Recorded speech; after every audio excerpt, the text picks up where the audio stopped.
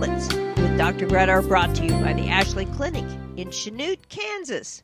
Highly processed foods, are they as addictive as tobacco?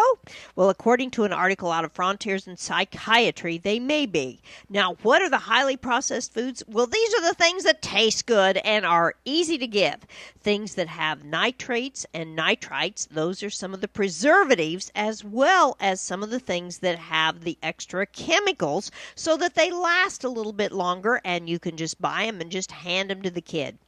Well, we recommend giving those 5 vegetables and fruits, 3 milk products, and 2 proteins, things that are pure and don't have any of the processed stuff as much as you can. But let's talk a little bit more about this addiction thing. So what is addiction?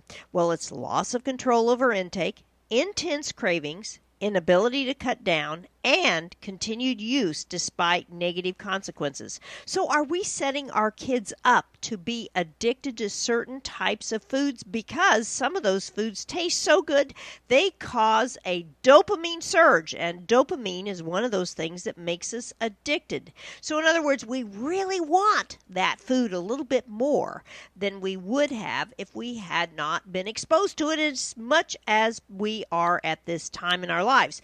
Now, one example is look back at pictures back in the 1980s, 90s, and look at the kids in the 2nd, 3rd, and 4th grades. What do they look like compared to our kids today?